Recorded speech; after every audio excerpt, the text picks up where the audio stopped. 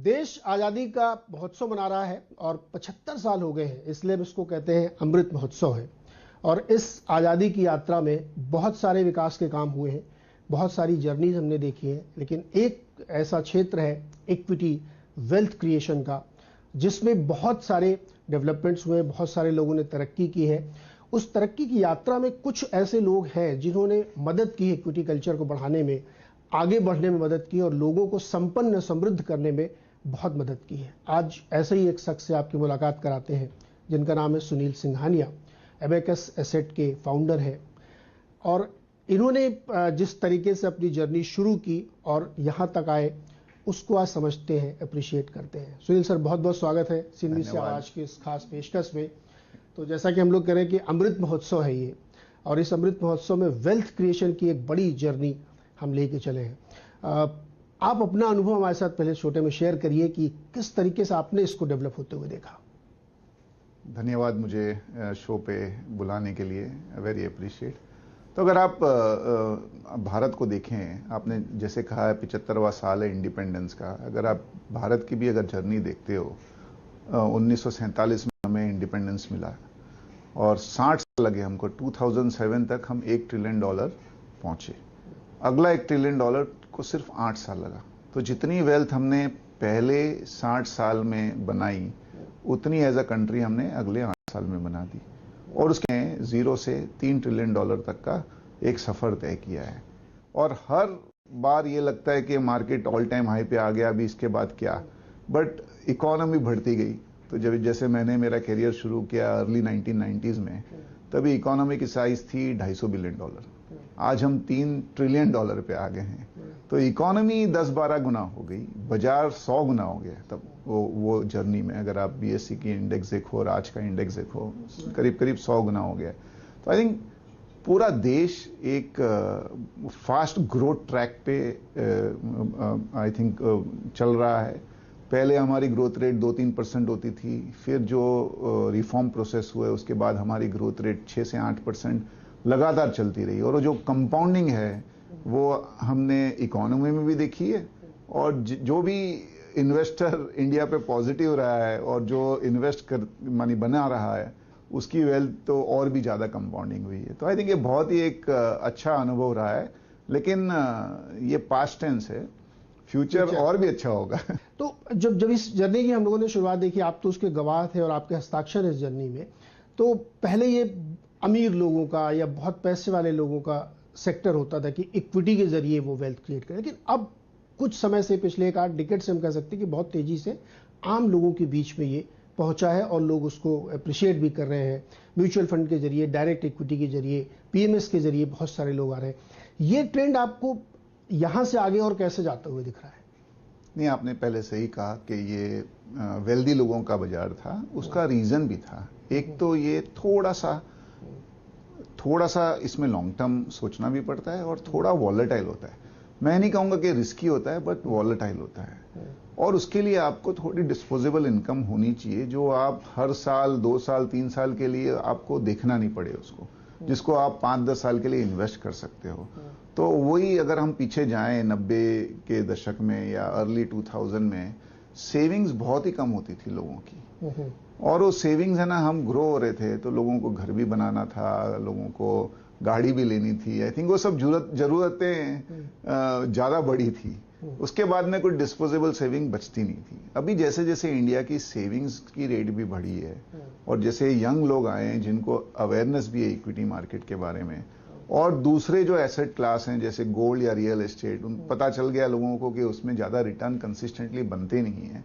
तो एक education, increase in savings, awareness और लंबा जो सोचने का जो एक चेंज हुआ है, एक जो आदमी का जो कैरेक्टर है या माइंड है, आई थिंक सबको देखते हुए हम बहुत ही मैच्योरिटी की तरफ बाजार बढ़ रहा है। और आप देखिए लास्ट 1.5 साल में या 1 साल में फॉरेन इन्वेस्टर्स ने इतना माल बेचा, इतने बिलियंस ऑफ डॉलर बेचे। आज इंडियन इन्वेस्टर को अपने देश पे कॉन्फिडेंस था, वो एसआईपी के जरिए, इन्वेस्टमेंट के जरिए उन्होंने पूरा का पूरा वो सेलिंग अब्जॉर्ब कर ली। अब जब फॉरेनर इंडिया वापस आएंगे तब इंडियन इन्वेस्टर्स पहली बार मुस्कुराएंगे। बल्कि आना शुरू हो गए, ऑलरेडी आना शुरू हो गए। अगर आप देखिए जुलाई के महीने में बदल गया थोड़ा। सर सुनिए सर, आपने तो मतलब छोटे इन्वेस्टर, बड़े इन्वेस्टर, हर तरह के इन्वेस्टर्स से आपका एक्सपोजर रहा है। तो अभी आपने ये बात कही कि लोगों को ना पहले थोड़ा सा डर भी लगता था, और गोल्ड, रियल एस्टेट या फिक्स डिपॉजिट ही कर लिया, उसमें उनको बड़ा कॉन्फिडेंस है, उसमें भले ही रिटर्न कम बने, उसको रोज सुबह उठ के नहीं देखते आज एफडी का रेट क्या है, लेकिन मार्केट में आएंगे तो उनको रोज सुबह उठ के, भले ही लॉन्ग टर्म के लिए सुबह उठ के शेयर बाजार देखना है। ये जो साइकोलॉजी है, इसको आप लोग कैसे डिकोड करते हैं? नहीं, ये भी आपने, हम हरदम ये कहते हैं ना, 100 रुपया अगर किसी के पास है तो सिर्फ 5 ही इक्विटी में है, 95 दूसरे एसेट क्लास में है। लेकिन वो 5% जो इक्विटी में है ना, उस पे 99% आदमी अपना समय देता है और बाकी 95% पे 1% देता है। जैसा आपने सही कहा, मैं आपको लिख के देता हूं, जो एफडी का इन्वेस्टर है उसको ये भी पता नहीं होगा कि उसको एफडी में ब्याज क्या मिल रहा है। सेविंग्स इंटरेस्ट में 2.75% इंटरेस्ट है, वो किसी को याद भी नहीं होगा, कोई नो वन बॉदर्स ऑल्सो। और जैसे रियल एस्टेट है, आप अपना घर का भाव थोड़ी रोज रोज निकालते हो, हर मिनट निकालते हो।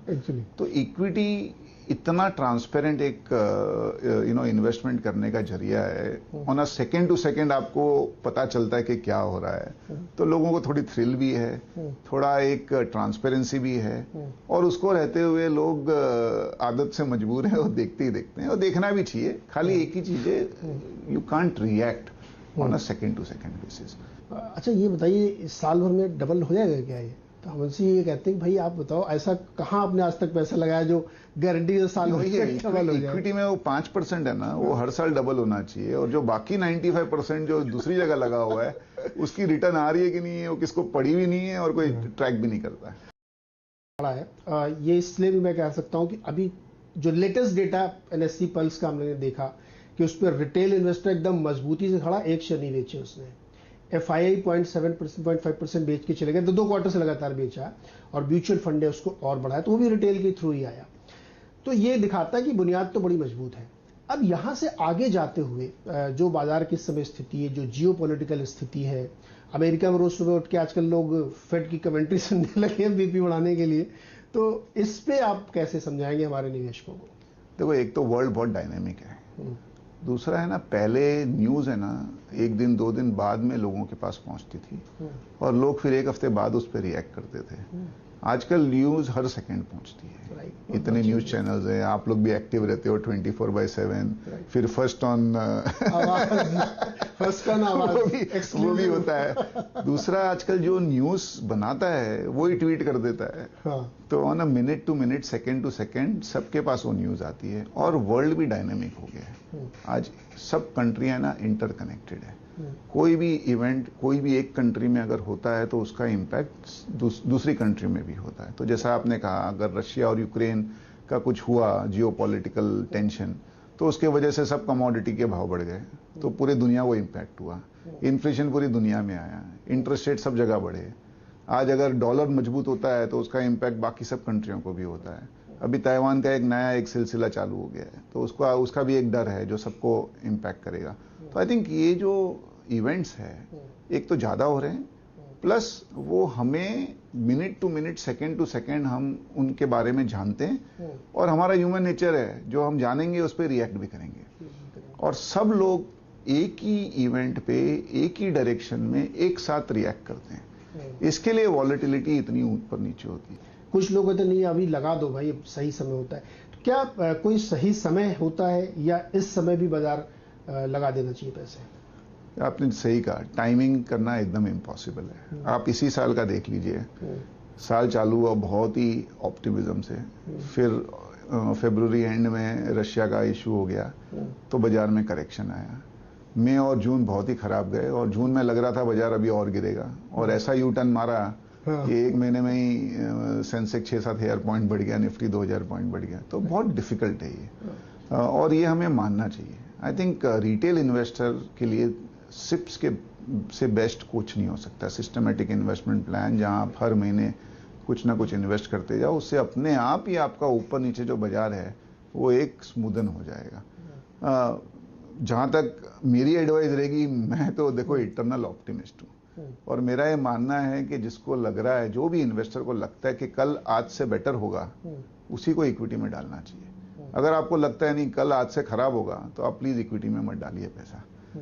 और अगर आपको ये लगता है और आपका अगर होराइजन 5-7 साल का है, तो आप 2% नीचे या 5% ऊपर डालोगे, उससे कुछ आपका फर्क नहीं पड़ेगा। बहुत सारी स्टडीज हैं जिसमें बताया गया कि अगर आपने 10 अच्छे दिन भी मिस कर दिए बाजार में, तो आपका रिटर्न है ना 12-13% कंपाउंडिंग से 3 या 4% कंपाउंडिंग हो जाता है। तो आई थिंक ये हमें सीखना चाहिए, हमें सोचना चाहिए। जैसे लास्ट 1 महीना जिसने मिस कर दिया, उसका ऑलमोस्ट 6-8 महीने का रिटर्न चला गया। तो बहुत ही डिफिकल्ट है। तो मेरा तो ये मानना रहेगा कि अगर आपका 5 साल का व्यू है तो any time is good time, और अगर आपको थोड़ा सा कॉशियस रहना है तो आप सिस्टमेटिक इन्वेस्टमेंट प्लान या सिस्टमेटिक ट्रांसफर प्लान, जिसमें 3-4 महीने के एवरेज में आपने डाल दिया, वो आप अपनाइए। एक छोटा सा ब्रेक लेंगे यहाँ पे, और ब्रेक से वापस आएंगे तो सुनील सर से ये बातचीत होगी कि कौन से सेक्टर्स पर नजर रखनी चाहिए, कौन सी डिसरप्शन की थीम आ रही है, क्या नया आइडिया है इस मौके पर जहां पे ध्यान रखना चाहिए। छोटे से ब्रेक के बाद